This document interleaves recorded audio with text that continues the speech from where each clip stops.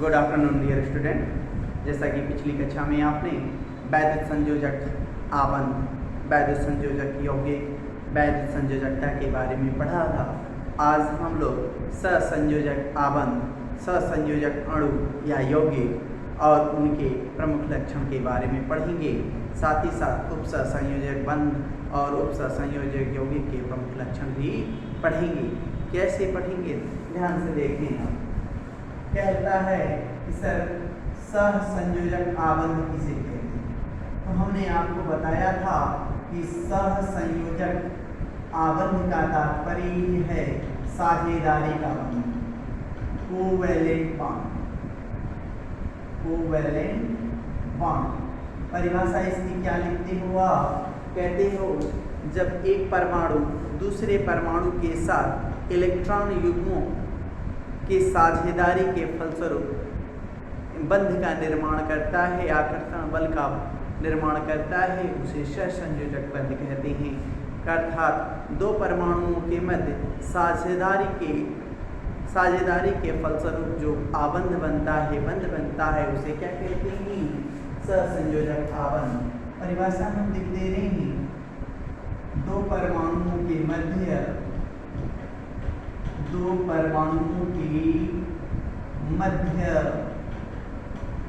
साझेदारी, बराबर इलेक्ट्रॉनों की साझेदारी, बराबर इलेक्ट्रॉनों की साझेदारी के फलस्वरूप जो बंध बनता है, बनने वाला बंध क्या कहलाता है? सहसंयोजक आबंध कहलाता है। सहसंयोजक आबंध कहलाता है।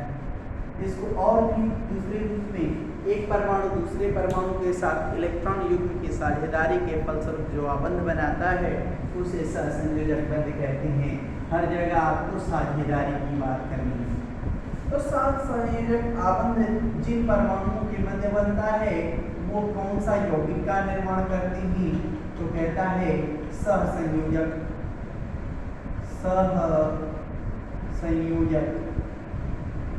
यौगिक का निर्माण करते हैं।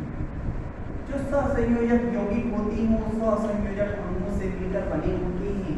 इन्हें कोवैलेंट कंपाउंड कहते हैं। कोवैलेंट कंपाउंड की परिभाषा क्या हो जाएगी? तो कह देंगे कि जिन यौगिकों में सहसंयोजक आबंध पाया जाता है, सहसंयोजक यौगिक कहलाते हैं। परिभाषा हो जाएगी। तो सर एग्जाम्पल बतलाइए। तो ध्यान से देखिए, हाइड्रोजन परमाणु है, दूसरे हाइड्रोजन परमाणु है, इसके बाहरी कक्षा में एक इलेक्ट्रॉन, इसके भी बाहरी कक्षा में एक इलेक्ट्रॉन साझेदारी करेगा, तो ये भी हीलियम के पास पहुंच जाएगा, ये साझेदारी करेगा, हीलियम के पास पहुंच जाएगा। कितने इलेक्ट्रॉनों की साझेदारी कर रहा है? एक एक इलेक्ट्रॉनों की साझेदारी कर रहा है, तो क्या बनाएगा? सिंगल बंध बनाएगा और H2 अणु बन जाएगा। कहता है कि सर एग्जांपल नंबर दूसरा बताइए। कह रहा है कि सर आपका ऑक्सीजन परमाणु है, ऑक्सीजन परमाणु है, ऑक्सीजन के बाहरी कक्षा में कितने इलेक्ट्रॉन? तो आप कहोगे सर 6 इलेक्ट्रॉन। दूसरे ऑक्सीजन परमाणु के बाहरी कक्षा में भी 6 इलेक्ट्रॉन साझेदारी करेगा, क्योंकि अष्टक पूरा करने के लिए क्या करेगा? साझेदारी करेगा। 2 इलेक्ट्रॉन इसके साथ साझेदारी करेगा, बराबर बराबर देख रहे होंगे, बराबर इलेक्ट्रॉनों की साझेदारी हो रही है। इसका भी अष्टक पूरा हो गया और इसका भी अष्टक पूरा हो गया। कितने इलेक्ट्रॉनों की साझेदारी के फलस्वरूप? 2 इलेक्ट्रॉनों की साझेदारी के फलस्वरूप तो कौन सा अणु बन गया? O2 अणु बन गया। ये सारे के सारे जो बन रहे हैं यौगिक, यह आपके सहसंयोजक अणु हैं। क्या है? सहसंयोजक अणु हैं। कह रहा है कि सर नाइट्रोजन के साथ बराबर इलेक्ट्रॉनों की साझेदारी करे, तो नाइट्रोजन के बाहरी कक्षा में कितने इलेक्ट्रॉन? 5 इलेक्ट्रॉन। अष्टक पूरा करने के लिए कितने इलेक्ट्रॉन चाहिए? 3 इलेक्ट्रॉन। इसलिए 3 इलेक्ट्रॉनों की साझेदारी दिखाई जाएगी और 3 इलेक्ट्रॉनों की साझेदारी के फलस्वरूप कौन सा बंध बनेगा? ट्रिपल बॉन्ड बन जाएगा। और क्या बन जाएगा? N2 अणु का निर्माण हो जाएगा। यह क्या है? सहसंयोजक अणु। ये तो हुआ एक समान तरह के परमाणुओं के मध्य बनने वाला बंध। आप कहते हैं असमान परमाणु हो जाए तो क्या होगा। सपोज दैट हमने कार्बन डाइऑक्साइड ले लिया। कार्बन डाइऑक्साइड की बाहरी कक्षा में कितने इलेक्ट्रॉन, 4, और ऑक्सीजन की बाहरी कक्षा में कितने इलेक्ट्रॉन होते हैं। देखो अलग अलग परमाणु होंगे तो अलग अलग बिंदुओं से दर्शाना, क्योंकि लुईस बिंदु संरचना कहती है अलग अलग से दर्शाएंगे तो समझ में आएगा कितने इलेक्ट्रॉनों की साझेदारी हुई है या लेन देन हुई। कंडीशन आप देख रहे हो, ऑक्सीजन परमाणु कहता है कि मुझे 2 इलेक्ट्रॉन चाहिए, मेरा अष्टक पूरा हो जाए। देखिए इसने 2 इलेक्ट्रॉन की साझेदारी कर ली, अष्टक पूरा कर लिया। ये इलेक्ट्रॉन भी कह रहा है कि मैं 2 इलेक्ट्रॉन ले लूंगा तो मेरा भी अष्टक पूरा हो जाएगा। कहता है कार्बन, ये कार्बन की बाहरी कक्षा में कितने इलेक्ट्रॉन है, 4, उसको और 4 मिल जाए तब उसका अष्टक पूरा हो जाएगा। तो कंडीशन देखिए, ये भी अष्टक पूरा करने के लिए क्या कर लिया, इससे भी 2 इलेक्ट्रॉन, इससे भी 2 इलेक्ट्रॉनों की साझेदारी कर लिया। कंडीशन देख रहे होंगे आप, डबल बॉन्ड इधर भी बना, डबल बॉन्ड इधर भी बना, कौन सा अणु बन गया, CO2 अणु बन गया। आप असमान भिन्न भिन्न परमाणुओं के मध्य देख रहे हैं, इतना आप कर लिए। और भी देखते हैं और एग्जाम्पल लेते हैं जब सारे के सारे असमान परमाणु हों। साथ ही साथ आपको बताते चले कि सहसंयोजकता कितनी होती है या सहसंयोजकता की डिफिनीशन क्या होती है। सहसंयोजकता, कोवैलेंसी क्या है, तो कहता है किसी तत्व की एक परमाणु द्वारा किसी तत्व के दूसरे परमाणु, किसी तत्व का एक परमाणु दूसरे परमाणु के साथ कितने सहसंयोजक आबंध द्वारा जुड़ा है, वही उस परमाणु की क्या कहलाती है, सहसंयोजकता। यह कहता है कि किसी तत्व के एक परमाणु का दूसरे तत्व या अन्य तत्वों के साथ जितने इलेक्ट्रॉनों की साझेदारी के फलस्वरूप बंध बनता है, वही उस तत्व की संयोजकता कहलाती है।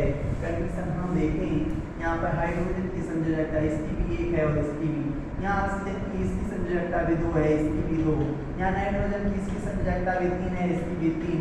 कारण क्या है, कितने आबंध से जुड़ा है, 3, ये कितने आबंध से जुड़ा है, 2, और कितने आबंध से जुड़ा है, 1, और एक बंध बनने के लिए कितने इलेक्ट्रॉन चाहिए, 2, इसलिए मैं इलेक्ट्रॉन युग्म की बात करता हूँ। कंडीशन यहाँ पर देखो, ये ऑक्सीजन की संयोजकता यहाँ पर देख लें, आपको बता दें ये ऑक्सीजन की सहसंयोजकता कितनी होगी, सहसंयोजकता तो होगी, इस ऑक्सीजन की भी क्या होगी, 2, इसकी भी क्या होगी, 2, इस कार्बन की पार्टिकुलर पूछी जाए तो कितनी बताओगे, 4, क्योंकि यह कितने सहसंयोजक पद द्वारा जुड़ा है, 4, तो कार्बन की जो संयोजकता हो जाएगी, कार्बन की संयोजकता, क्योंकि आपने डिफिनीशन ही पढ़ी है, किसी तत्व के एक परमाणु द्वारा दूसरे तत्व के परमाणु द्वारा कितने सहसंयोजक आबंध बने हैं, वही उस तत्व की क्या कहलाती है, सहसंयोजकता। एक कार्बन परमाणु कितने सहसंयोजक बंध से जुड़ा है, 1, 2, 3, 4, तो इस कार्बन की संयोजकता कितनी हो जाएगी, 4। ये ऑक्सीजन परमाणु दूसरे परमाणु के साथ कितने से जुड़ा है, 2 बंध से जुड़ा है। एक पार्टिकुलर तत्व का एक परमाणु की मैं बात करता हूँ, एक तत्व का एक परमाणु देखना है केवल, वो कितने आबंध से जुड़ा है, तो 2 से जुड़ा है, तो ये क्या डबल बॉन्ड से जुड़ा है, इसकी संयोजकता, तो इसकी कितने बॉन्ड से जुड़ा है, तो इसकी भी संयोजकता कितनी हो जाएगी, 2। तो ऑक्सीजन की संयोजकता यहाँ पे आपने 2 देखी, कार्बन की कितनी देखी, 4। साथ ही साथ आगे चलते हैं, जो यौगिक बन रहे हैं वो सारे के सारे यौगिक क्या हैं, सहसंयोजक यौगिक। बात करते हैं यहाँ मीथेन की बात करते हैं। कार्बन की बाहरी कक्षा में कितने इलेक्ट्रॉन, 4, हाइड्रोजन के बाहरी कक्षा में कितने इलेक्ट्रॉन, तो कहते हैं सर हाइड्रोजन की बाहरी कक्षा में तो 1 ही इलेक्ट्रॉन होता है। यदि 4 इलेक्ट्रॉन की बात करें, हाइड्रोजन को अस्थायी होने के लिए हीलियम के सदिश संरचना प्राप्त करनी होगी, और इस हाइड्रोजन को भी हीलियम, इस हाइड्रोजन को भी हीलियम के पास आप पहुंचा दिए, तो कार्बन भी अपने आप को कहता है कि मैं भी क्या करूंगा, अपने बाहरी कक्षा में 8 इलेक्ट्रॉन करूंगा, तभी तो 4 ही है ना, तो चारों हाइड्रोजन के साथ क्या कर लेगा, साझेदारी कर लेगा। आप इस तरह नहीं दर्शा पाती हो तो केवल इस तरह भी दर्शाया जा सकता है, मैं दिखा रहा हूँ आपको, इस तरह भी आप दर्शा सकते हो। हाइड्रोजन के साथ क्या करेगा, एकल बंध से जुड़ जाएगा, हाइड्रोजन के साथ एकल बंध से जुड़ जाएगा, हाइड्रोजन के साथ एकल बंध से जुड़ जाएगा, हाइड्रोजन के साथ एकल बंध से जुड़ जाएगा, और क्या बना देगा, CH4 बना देगा। लेकिन वास्तव में इसकी ये संरचना नहीं होती, ज्योमेट्री, क्योंकि आप जान लीजिए, आपको बता दें जो सहसंयोजक यौगिक होते हैं उसमें सहसंयोजक बंध पाया जाता है, और जो सहसंयोजक बंध बनता है वह दिशात्मक बंध होता है, किसी एक पर्टिकुलर दिशा में बनता है। तो दिशात्मक बंध होने के कारण इसकी एक आणविक संरचना होती है। ये क्या होती है? इसकी एक आणविक संरचना होती है। तो ये संरचना ना हो के कार्बन, आप कक्षा 10 में ही पढ़े होंगे कि कार्बन की संरचना, यदि मीथेन की संरचना आपने पढ़ा होगा तो आपने पढ़ा होगा यह समचतुष्फलकी होता है। कैसा होता है? समचतुष्फलकी होता है। और इसमें कार्बन कार्बन के मध्य कितना बंध बनता है? कार्बन और हाइड्रोजन के पार्टिकुलर जो बॉन्ड एंगल जो बनता है वो 109 डिग्री 28 मिनट का बनता है। तो ये आपकी संरचना है जिसको आप समचतुष्फलकी कहते हैं, समचतुष्फलकी। लेकिन आपको जब समझाना है तो आप समझाएंगे इसी तरह। कहता है कि सर और एग्जाम्पल बताइए। देखिए, कार्बन के बाहरी कक्षा में कितने इलेक्ट्रॉन? 4 इलेक्ट्रॉन। और इस कार्बन के बाहरी कक्षा में भी कितने इलेक्ट्रॉन? 4 इलेक्ट्रॉन। और कहता है कि सर ये हाइड्रोजन ला दिए जाए और साझेदारी कराया जाए। देखिए ध्यान से, हम अब अलग बिंदु से बता रहे हैं हाइड्रोजन को अलग बिंदु से दर्शा दिया। कह रहा है कि सर कि हमको क्या बनाना है? एथिलीन अणु बनाना है। क्या बनाना है? एथिलीन बनाना। ऊपर क्या हमने बनाया था? मीथेन बनाया था। क्या बनाया था? मीथेन। अब हमें एथिलीन बनाना है तो कह रहा है कि सर जी देखिए, इस कार्बन की बैलेंस से सेटिस्फाइड नहीं, इसकी सेटिस्फाइड नहीं है, तो सेटिस्फाइड करने के लिए क्या करिए? अभी ये सब आप ये वाला बना रहे हैं तो इसे बना सकते हैं, नहीं बना पा रहे हैं तो जैसे आप ऊपर बनाए हैं वैसे देखिए ध्यान से। कह रहा है इस कार्बन की वैलेंसी को सेटिस्फाइड करने के लिए कितना? 2 2 4 तो है बाहरी कक्षा में, ये और ये मिल जाता है, अष्टक पूरा हो जाएगा। 4 4 कितना हो जाएगा? 8। कहने का मतलब ये हो जाएगी इस कार्बन की वैलेंसी। अब कह रहा है कि सर इस कार्बन की वैलेंसी को बनाने के लिए क्या करेंगे? अष्टक पूरा करने के लिए ये आपने कर दिया। हाइड्रोजन अपना हीलियम के पास पहुंचने के लिए ये वाली संरचना तो बनाइएगा।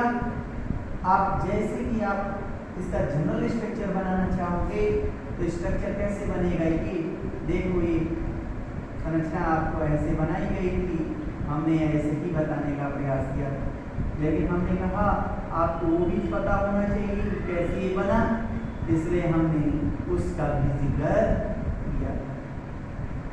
देखो, इसके साथ साझेदारी, इसके साथ साझेदारी। देखिए, हर कार्बन की वैलेंसी क्या होगी? सर्टिफाइड। यहाँ पर भी कार्बन की संयोजकता कितनी है? कार्बन की सह संयोजकता 4, क्योंकि वो कितने अमल से जुड़ा है? 4। हाइड्रोजन की सह संयोजकता बोलेंगे तो कितना? 1। यहाँ पर भी हाइड्रोजन की सह संयोजकता कितनी? 1। लेकिन कार्बन की कितनी? तो कार्बन कितने अमल से जुड़ा है? एक पार्टिकुलर कार्बन 1 2 3 4। ये कार्बन की कितने से? 1 2 3 4। कार्बन की सह संयोजकता कितनी हो जाएगी? 4। और हाइड्रोजन की सह संयोजकता 1। ये तो हो गई बातें। अब बात करते हैं इसी पर कि सहसंयोजक यौगिक जो होते हैं उनके प्रमुख लक्षण क्या है? सहसंयोजक यौगिक के प्रमुख लक्षणों पे याद आएगा। सहसंयोजक यौगिकों के प्रमुख लक्षण में आप बात करोगे तो ये जान लीजिए, एक चीज पहला बता देंगे कि सहसंयोजक यौगिकों में सहसंयोजक बंध उपस्थित होता है। कौन सा बंध उपस्थित होता है? सहसंयोजक बंध या साझेदारी का बंध, कोवैलेंट बॉन्ड उपस्थित होता है। नंबर दूसरा, जो ये यौगिक होते हैं, ये यौगिक ध्रुवीय विलायकों में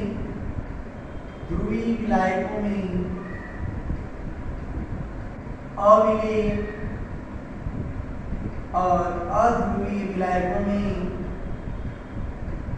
विलेय होते हैं। नंबर तीसरा की बात करता है, ये जो यौगिक होते हैं,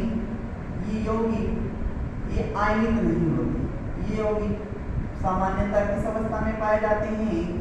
सामान्यतः द्रव अवस्था में होते हैं तथा आयनित नहीं होते। आयनित नहीं होने के कारण क्या होगा? नहीं होते, आयनित नहीं होते हैं। आयनित न होने के कारण क्या हो जाएगा? अगला पॉइंट आपको बता दें, ये विद्युत तथा उष्मा के क्या बनेंगे? या विद्युत के चालक होते हैं। क्या होते हैं? चालक होते हैं। चालक होते हैं। नंबर अगला बात करता है जो सहसंयोजक यौगिक होता है इसमें कौन सा बंध पाया जाता है? सहसंयोजक आबंध पाया जाता है। सहसंयोजक यौगिकों में सहसंयोजक आबंध पाया जाता है। आबंध होता है जो दिशात्मक बंध होता है। क्या होता है? दिशात्मक बंध होता है। दिशात्मक बंध होने का तात्पर्य क्या हो गया? इन यौगिकों की, इन यौगिक या अणुओं की, इन यौगिक या अणुओं की एक निश्चित ज्यामिति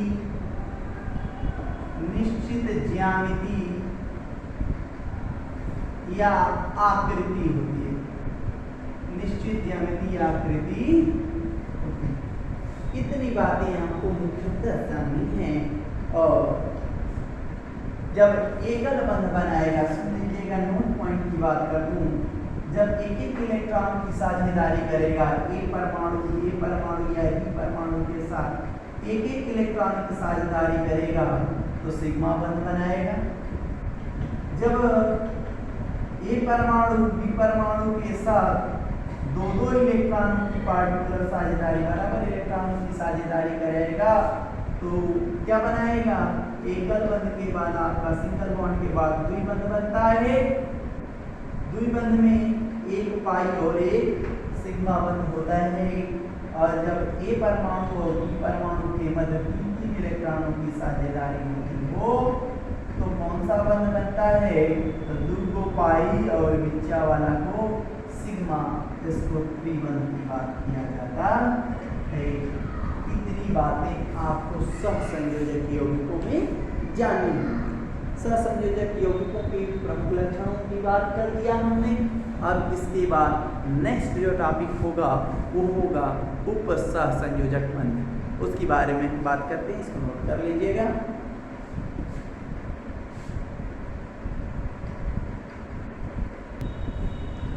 एक पॉइंट और भी पढ़ लीजिएगा इसके अंदर, इतना नोट कर लिया होगा तो एक पॉइंट और पढ़ लीजिएगा इसके अंदर, वो है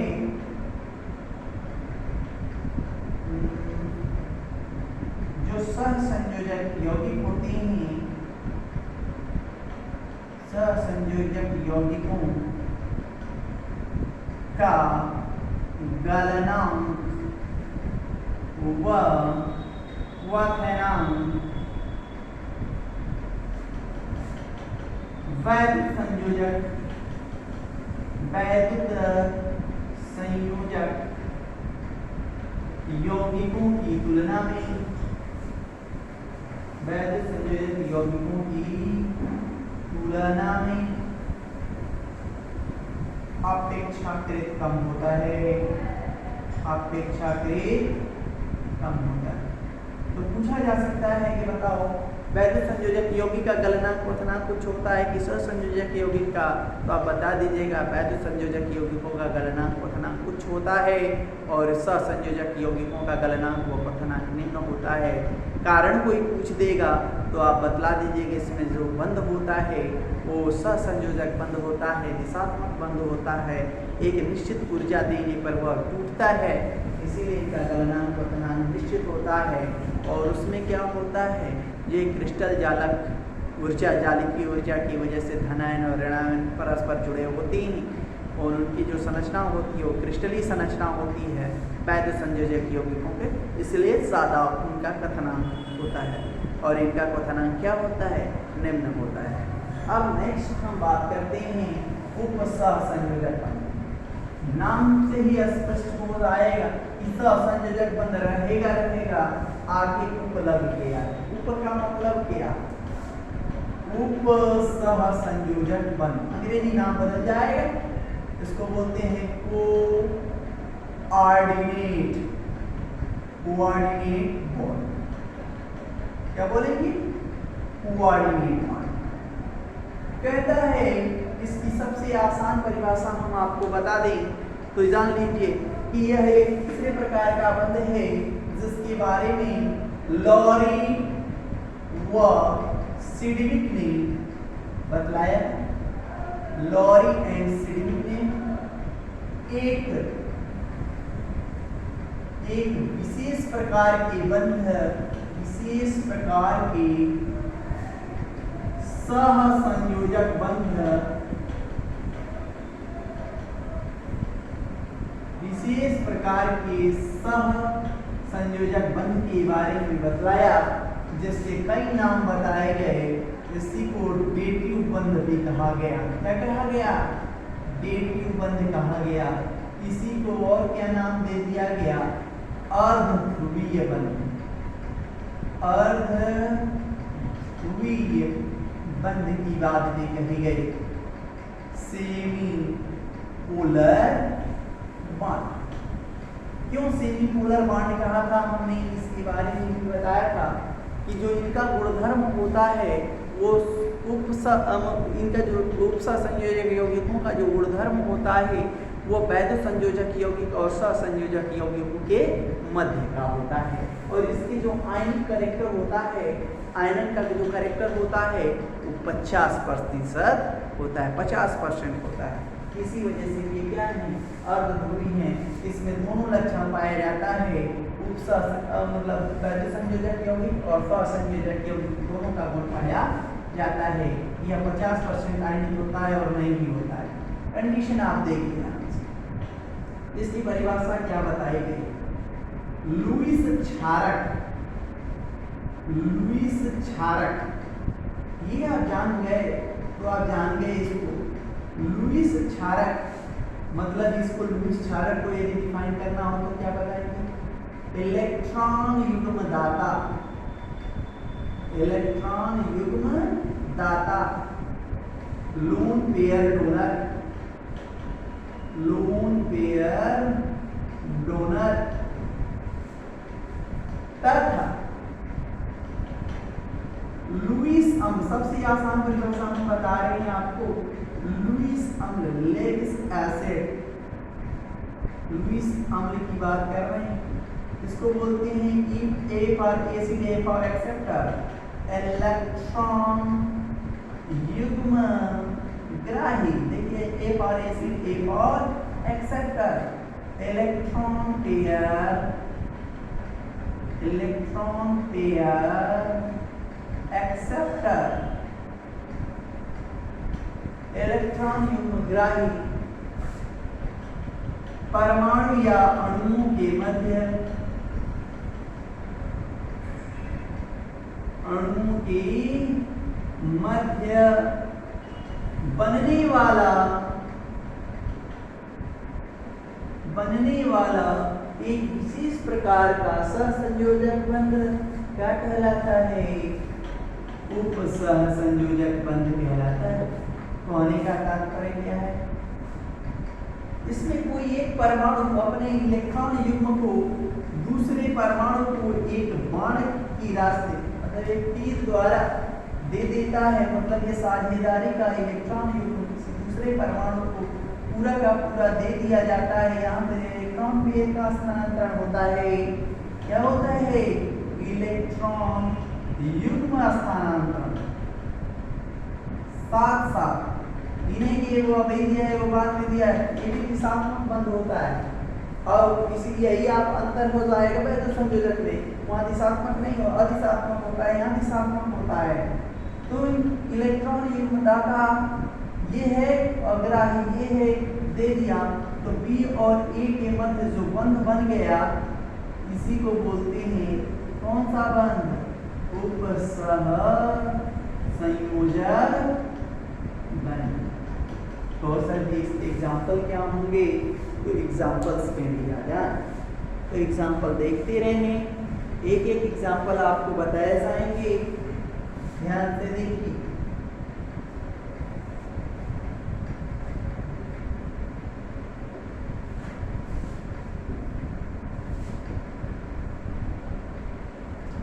कहता है कि सर जी अमोनिया NH3 और दूसरा है BF3, ये दो अणु हैं, हमने अमोनिया अणु लिया है, BF3 अणु लिया है। कंडीशन देखिए, नाइट्रोजन के बाहरी कक्षा में कितने इलेक्ट्रॉन? 5 इलेक्ट्रॉन होते हैं, 5 इलेक्ट्रॉन होते हैं। हाइड्रोजन के बाहरी कक्षा में एक इलेक्ट्रॉन होते हैं। साझेदारी कर लिया, अष्टक पूरा हो गया। नाइट्रोजन का देखते हैं अष्टक पूरा, 2 2 4 2 6 और 2 8, अष्टक पूरा हो गया। यहाँ पे BF3 की केस में देखिए, बोरान के बाहरी कक्षा में कितने इलेक्ट्रॉन? तो आप जानते हैं 2 3 होता है, 2 5 होता है, तो यहाँ पे 3 है। बाहरी कक्षा में कितने इलेक्ट्रॉन? संयोजी इलेक्ट्रॉनों की संख्या 3। फ्लोरीन के बाहरी कक्षा में कितने इलेक्ट्रॉन? 7 इलेक्ट्रॉन। फ्लोरीन के बाहरी कक्षा में कितने इलेक्ट्रॉन? 7 इलेक्ट्रॉन। फ्लोरीन के बाहरी कक्षा में कितने इलेक्ट्रॉन? तो 7 इलेक्ट्रॉन। बार बार बोल रहे हैं, ठीक का मतलब कैसे? फ्लोरीन का होता है 9 2 7। अब कहता है कंडीशन कि एक इलेक्ट्रॉन की साझेदारी भी कर लिया, फिर भी इसका अष्टक पूरा नहीं हुआ। देखिए 2 2 4 2 6, इसके संयोजी इलेक्ट्रॉनों की संख्या कितनी आ गई? 6। अष्टक पूरा नहीं हुआ। जिसका इसका अष्टक पूरा है ना, ये वाला इलेक्ट्रॉन रासायनिक आबंध में भाग नहीं लिया है, मतलब मुक्त इलेक्ट्रॉन है। इस तरह इलेक्ट्रॉन को बोलते हैं लोन पेयर। क्या बोलते हैं? लोन पेयर, इलेक्ट्रॉन युग्म, इलेक्ट्रॉन युग्म। ये साथ दोनों के दोनों इलेक्ट्रॉन इसको दे देता है, तो कहता है कि सर ये क्या होगा? NH3 कोऑर्डिनेट बॉन्ड BF3, और इससे जो यौगिक बन गया उसे बोलेंगे क्या? उपसह संयोजक यौगिक। जो इसकी संयोजकता की बात करते, उपसह संयोजकता क्या होगी? तो उपसह संयोजकता इसकी क्या होगी? वैध संयोजकता प्लस सहसंयोजकता। जहाँ पे भी आपको कोऑर्डिनेट देखे उसको कितना बोलिएगा? 2। कितना बोलिएगा? 2। इधर ध्यान दीजिएगा। नेक्स्ट आपको एग्जांपल दूसरा दिखा दें। NH3 और BF3 तो हो ही गया। अब कहता है कि आपका टर्टियरी एमीन हो जाए, वो ऑक्सीजन परमाणु से जुड़ जाए। कंडीशन देखते रहिए मेरे, ये नाइट्रोजन है, ये नाइट्रोजन है, ये नाइट्रोजन है। यस की जगह हमने CH3 ले लिया। कंडीशन देखिएगा, यहाँ पर देखिए, कार्बन के बाहरी कक्षा में 4 इलेक्ट्रॉन के 3 हाइड्रोजन से जुड़े होंगे, या 3 हाइड्रोजन से जुड़े, एक इससे जुड़ गए। यहाँ कार्बन की वैलेंसी क्या हो गई? सेटिस्फाइड हो गई। इसको बोलते हैं 3 डिग्री एमिल। क्या बोलते हैं? 3 डिग्री एमिल। पूरा नाम इसका क्या है? ट्राइमेथिलेमीन। ट्राइमेथिलेमीन। आईपीएससी जब पढ़ेंगे आपको बताया जाएगा, इसका नाम भी ट्राइमेथिलेमीन। और ऑक्सीजन परमाणु है ना, उसके बाहरी कक्षा में कितने इलेक्ट्रॉन होते हैं? अमोनियम के नाइट्रोजन के बाहरी कक्षा में 5 इलेक्ट्रॉन थी, इसके साथ साझेदारी कर लिया, ये अष्टक पूरा, ये अष्टक पूरा, ये अष्टक पूरा कर लिया। 4 इलेक्ट्रॉन। यहाँ कार्बन की संख्या 4 हो गए, नाइट्रोजन की 3 हो गई, यहाँ 2 इलेक्ट्रॉन फ्री स्टेट में रहेंगे। ये दोनों के दोनों इलेक्ट्रॉन ध्यान से देखिएगा, ये ऑक्सीजन को दे दिए जाए तो ऑक्सीजन क्या हो जाएगा? अष्टक पूरा कर लेगा कि नहीं पूरा कर लेगा? तो ध्यान से देखिए, CH3 का बोथराइज कोऑर्डिनेट बॉन्ड को आपका जो यौगिक बन गया, ये कौन सा यौगिक बन गया? उपसह संयोजक पेंटाgon। अब आपको एक और एग्जांपल बताते हैं। ऐसा यौगिक बताते हैं जिसमें तीनों तरह का बंध होता है, वैध संयोजक बंध, सहसंयोजक बंध और उपसह संयोजक बंध। तीनों प्रकार के बंध जिसमें पाए जाते हैं वो एग्जांपल लेते हैं। इसको नोट कर लीजिएगा, ये अमोनिया है और ये बोरान ट्राइफ्लोराइड है।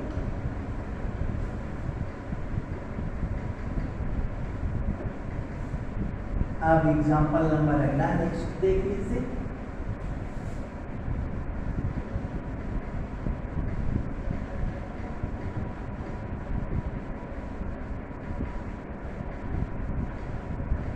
NH4Cl, जिसको बोलते हैं आप 9 सादर साल अमोनिया। नाइट्रोजन के बाहरी कक्षा में कितने इलेक्ट्रॉन? सभी तो जानते हैं। 9 सादर के बाहरी कक्षा नाइट्रोजन के बाहरी कक्षा में 5 इलेक्ट्रॉन। 3 तो हाइड्रोजन के साथ सहसंयोजक आबंध द्वारा जुड़ा होगा, सभी लोग जान गए। कहता है कि सर अब आपकी बात आती है, 9 सादर एक वैद्युत अपघट्य है, यहाँ पर आयनों में टूट जाता है NH4+ Cl-, मतलब ये बना किससे था? तो अमोनिया से बना था और HCl से बना था। HCl ने अपना H+ त्यागा होगा, Cl- के रूप में निकल गया होगा। तो Cl- के रूप में जब जाएगा तो इसका मतलब एक इलेक्ट्रॉन इसको क्या कह रहे हैं? अपने हाइड्रोजन वाला भी इलेक्ट्रॉन, हाइड्रोजन वाला जो इलेक्ट्रॉन है वो लेके क्या कर कौन भाग जाएगा? क्लोरीन लेके भाग जाएगा। यहाँ पर H+ के रूप में हो जाएगा, Cl- के रूप में हो जाएगा, तो इस पे प्लस आ जाएगा।